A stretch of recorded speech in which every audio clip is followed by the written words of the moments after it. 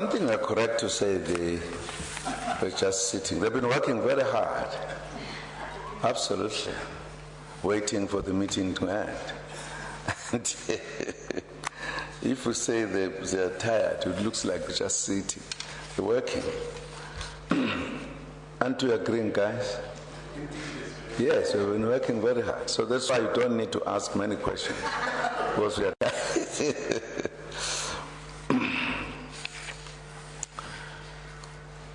Ministers and deputy ministers, leadership of business and labor, the media.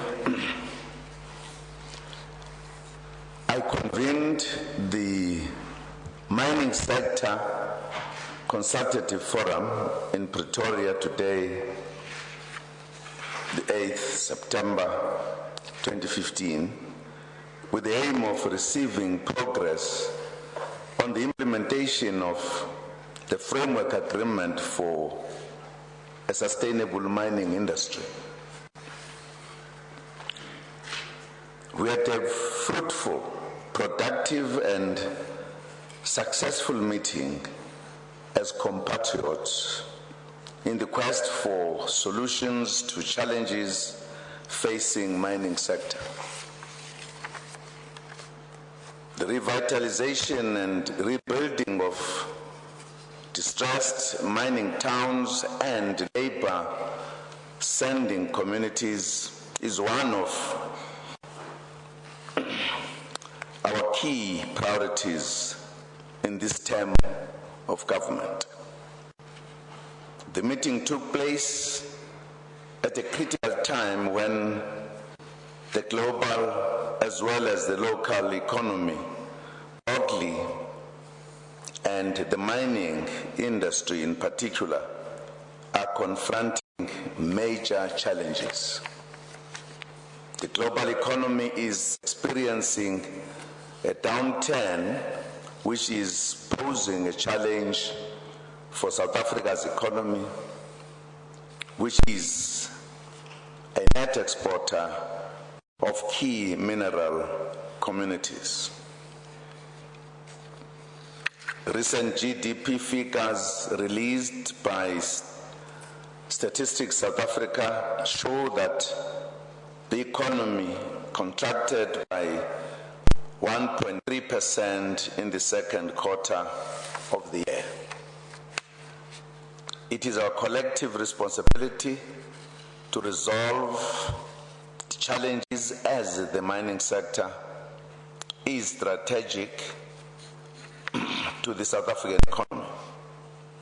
The forum received a progress report on the implementation of the 5 objectives of the framework agreement with regards to ensuring the rule of law, peace and stability. The stakeholders agreed to continue to strengthen the monitoring capacity of any strike and protest action in affecting mining communities and to support initiatives to deal with illegal mining. The multi-stakeholder mine crime combating forums have handled our 4,051 reported incidences, which have resulted in arrests of 761 perpetrators. 61 cases are currently on the court roll. 92 cases have been finalized with a guilty verdict and 6 with not guilty verdicts. Stakeholders forum have been established to deal with illegal mining in Mpumalanga, Gauteng, and the Free State, with a forum set to be operational by November 2015 in the Northern Cape. The forums consist of mining companies, unions, and government through the SAPS, South African National Defence Force, Departments of Mineral Resources and Home Affairs, as well as municipalities.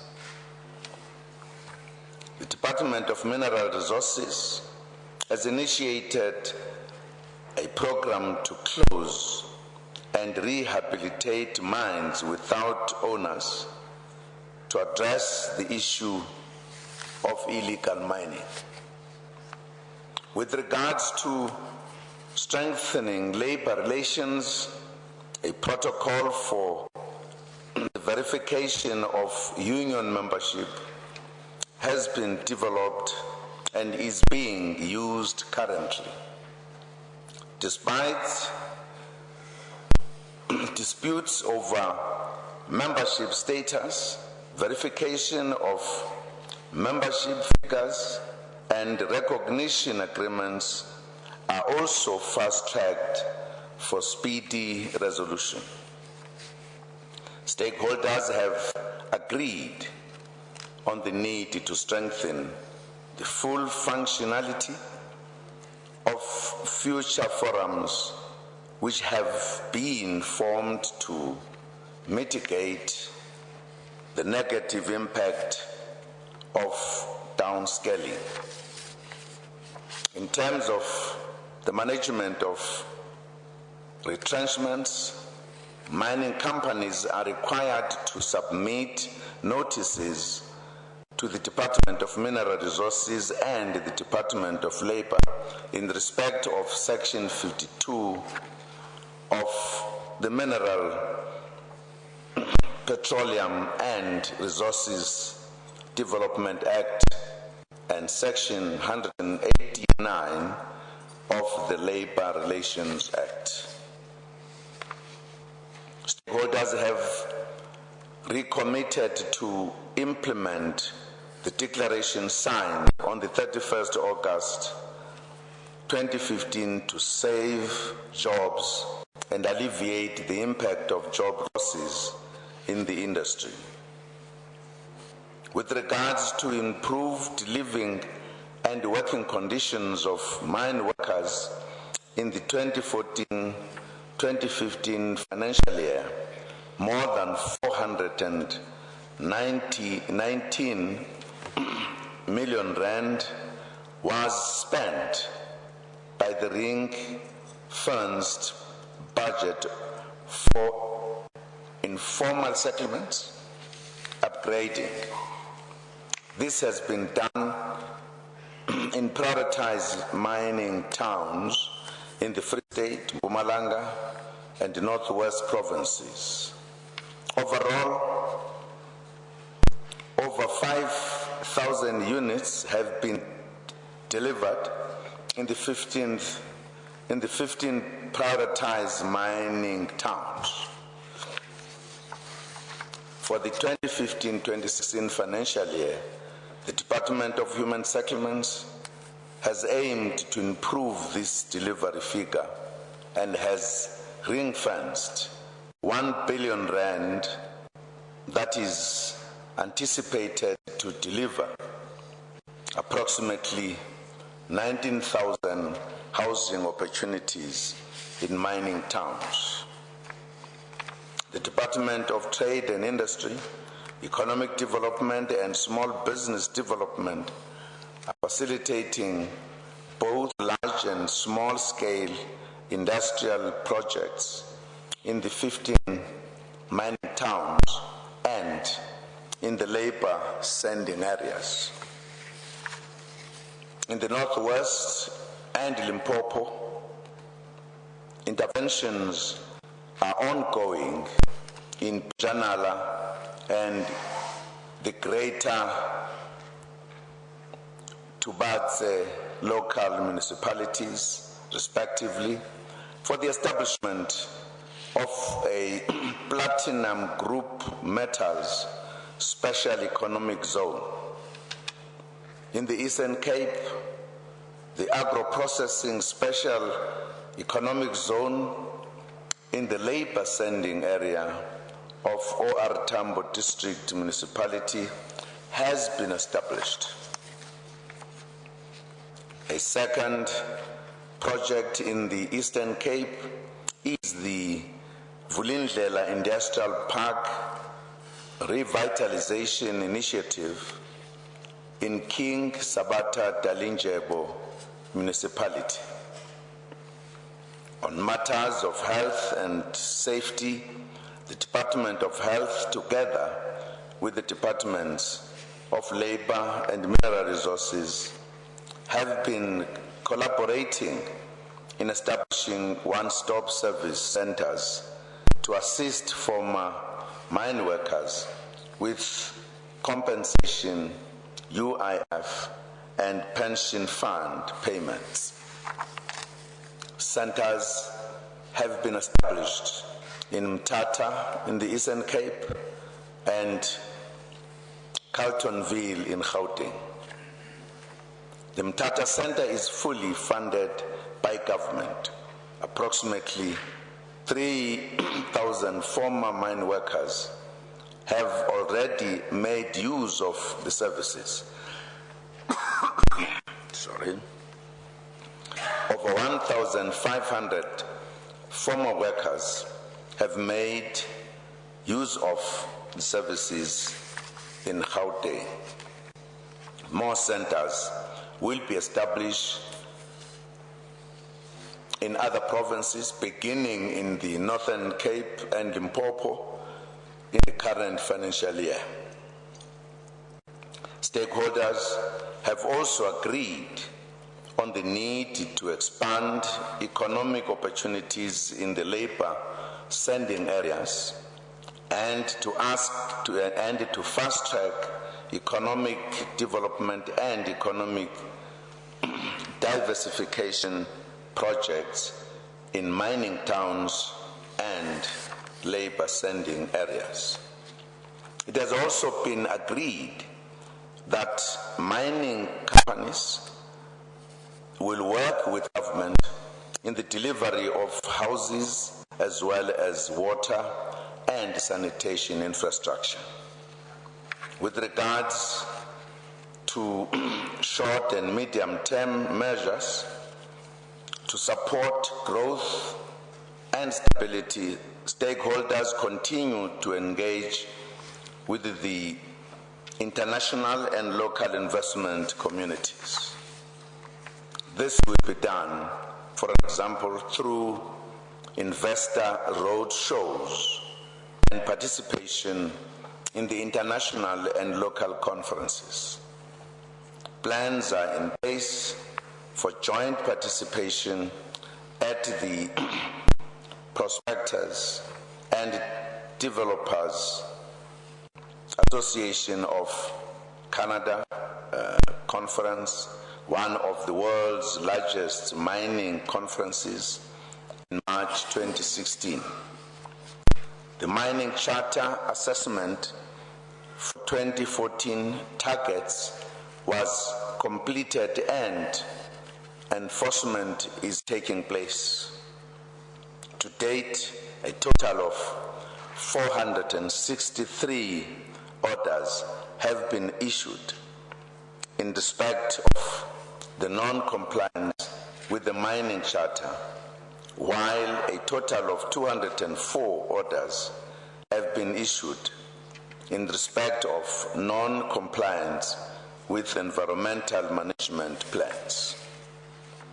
With regards to long-term measures to support growth and stability, the Mining Pakisa will be convened next month and will seek to position the industry as a catalyst for development. The objective is also to maximize the development of the industry across all value chains in the country and to find win-win solutions for mineral beneficiation.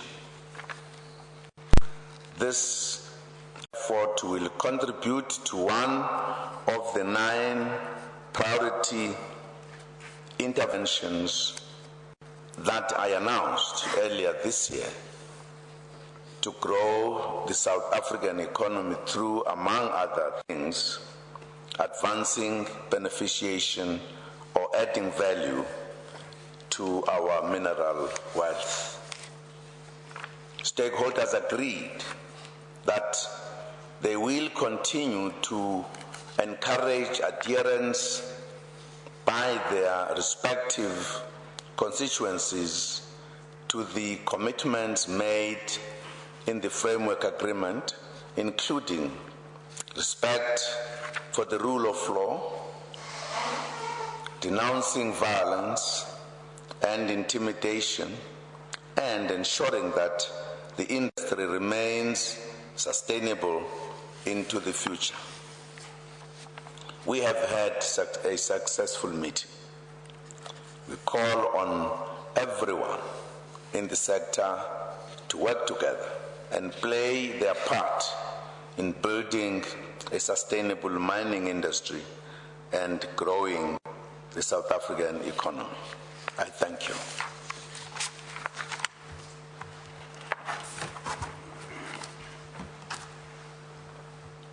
Thank you very much, Mr. President. We will now take questions. Starting with you, sir. Please introduce yourself, your name, and the media house you come from.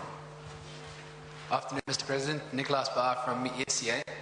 I'd like some clarity on government's plans with disused and closed mine shafts. Once companies close these mine shafts down, what is government's plan and approach to it?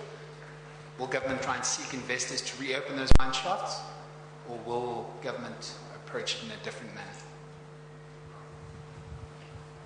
Thank you very much. We will request His Excellency the President to reply. Well, thank you very much, DG, and the question. I think what we're faced with is that if mines are left open, they have attracted a lot of negative activities.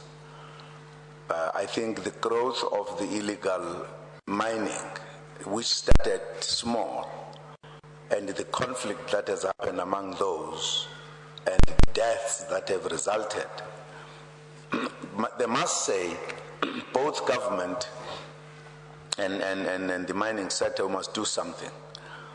It means once the mine is closed, it will be, we'll close it, so to speak. Supposing there is an investor who says, I think there are possibilities here.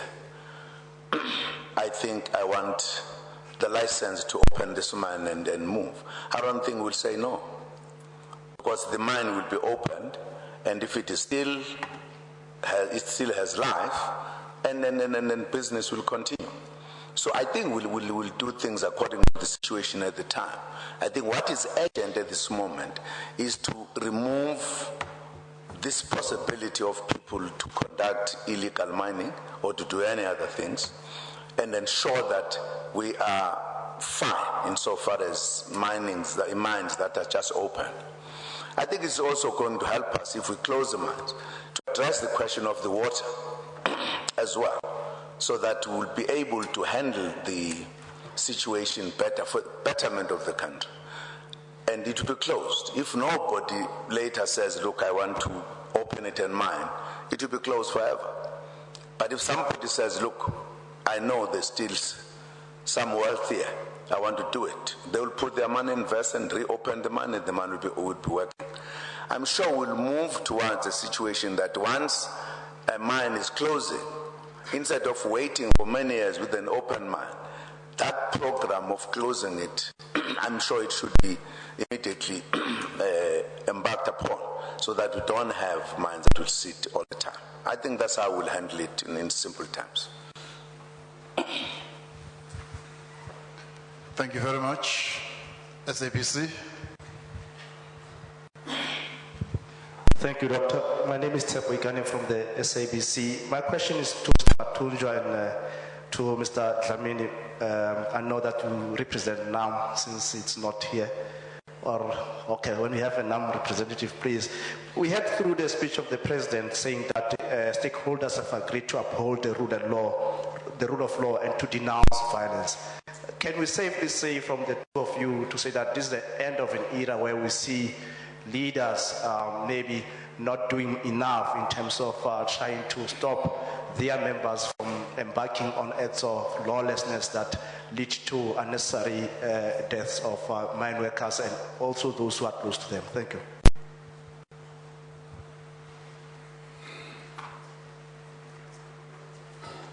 NUM and AMCU, I suggest you take the hot seat. Thank you very much. Good afternoon, President and the leadership. The National Union of Mine Workers, since from its inception in 1982, has never been a violent organization. We have never encouraged violence even under very difficult times of apartheid. We have been a law-abiding organization and will continue to preserve lives, will continue to discourage any form of violence, either from non-members or other unions. We remain a peaceful organization. Thank you. That was Mr. Pete Matosa, President of NUM.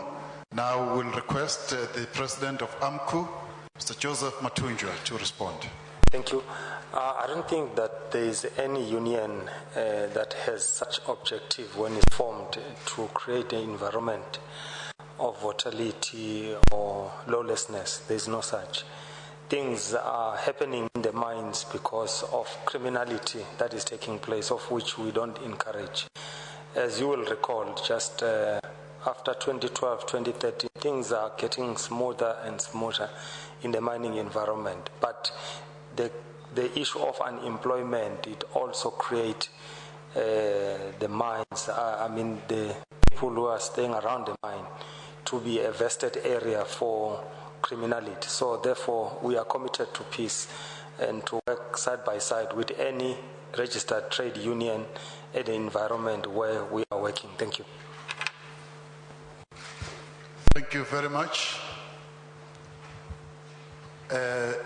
Sir, please introduce yourself. I'm Bongani from SABC. Quick question for Mr. Matunjwa first. Have you now signed the framework agreement? If not, why not? If you have, what took you so long? And then a question for the Chamber of Mines is that on beneficiation, is the Chamber still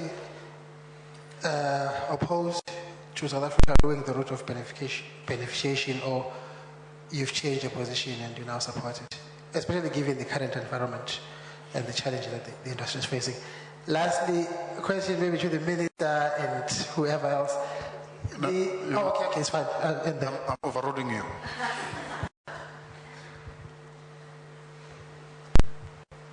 Mr. Matunjwa.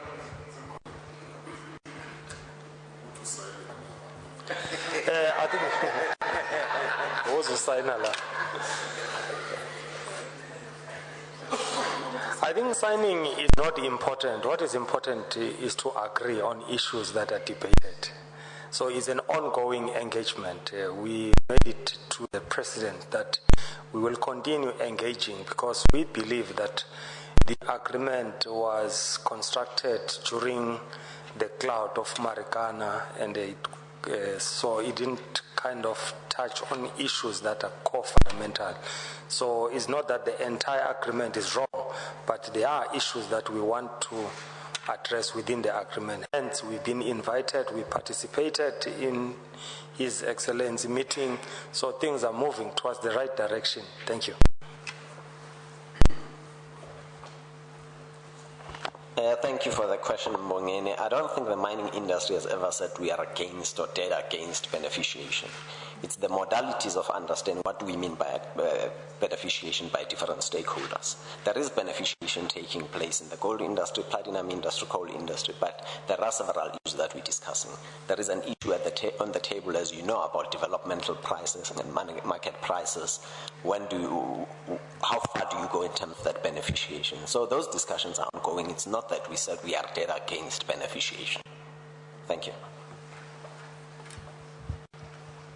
Thank you very much, Mr. President. I suggest I take one more question from a non-SABC, a non-ENCA. Thank you, DG. They've given the question to a journalist already. My question is for the President. Not so long ago, Mr. President, you addressed us at the Union Buildings where you expressed concern about possible job losses in the mining industry. And we also note the commitment that has been made by labor and business to try to avert those. After your meeting with the forum today, can you please just tell us how confident you are that those job losses will perhaps be avoided, and also just how confident you are that we are not about to witness the job bloodbath that we have been concerned about in recent weeks? Thanks.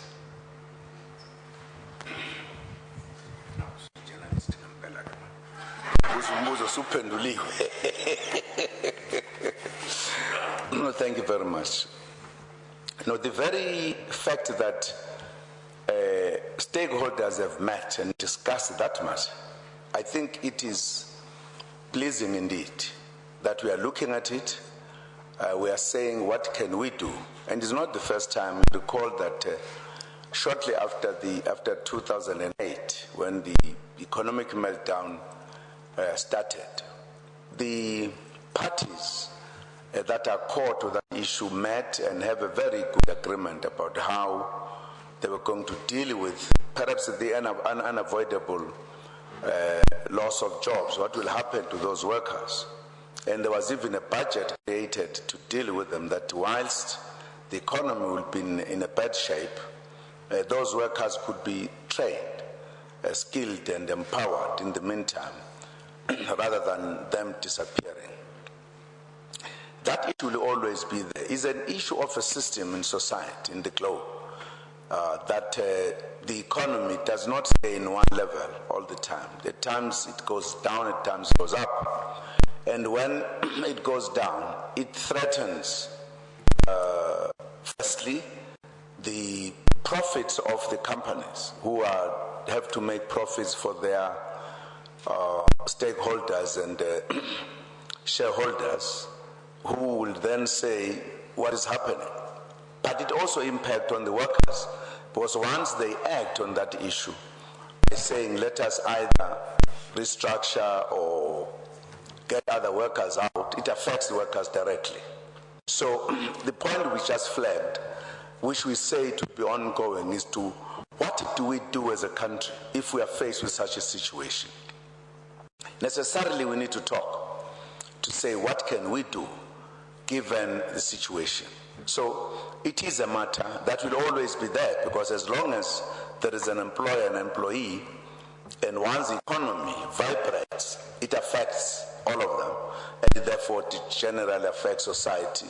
If, for an example, the workers are out of work, the percentage goes up, and you guys challenge the government. So this government, there's a lot of unemployment because of this government. So all of us are affected, so to speak, and that's why this important stakeholder meeting becomes important for us to discuss those issues. It's a matter that we are going to be discussed on an ongoing basis. We have agreed that as the kind of stakeholders that are very important, we are going to perhaps add another meeting. So in 1 year, not just one meeting, 2 meetings, because we realize there are many issues that we need to talk about, and some of these will be ongoing issues. Many countries have discussed these matters. There are issues where there is no union, but the issues have to be, some solutions have to be found. Here, luckily, we've got very highly organized unions who have views, who have understanding, who are leading the labor force, organized labor force correctly. And I think there is a culture in South Africa of actually talking and discussing the matter. So I would imagine that issue will always be on the agenda, because as long as we live, the issue of economy and the workers and the employers will always be there. But it's an issue that I think at the moment is being discussed, I think to some satisfaction. Of course, also it's going to demand how long the period of the economic meltdown and how is the economy itself doing. That then will fluctuate, but I think we are ready to talk about. Thank you.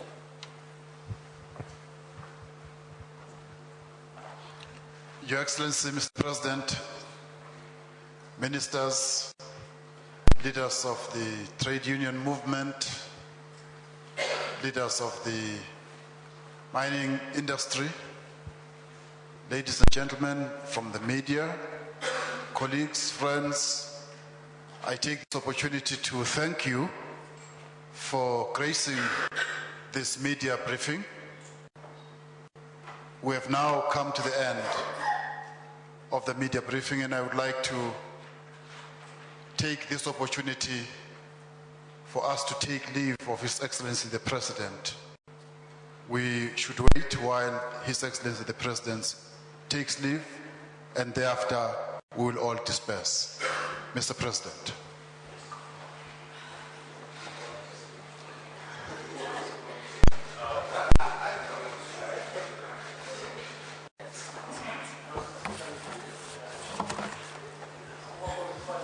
Thank you very much, ladies and gentlemen.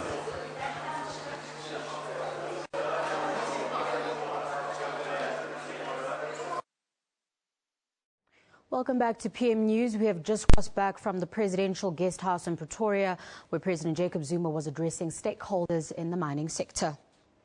Now, staying with that, President Jacob Zuma has told delegates at the National Mining Consultative Forum in Johannesburg the October meeting should help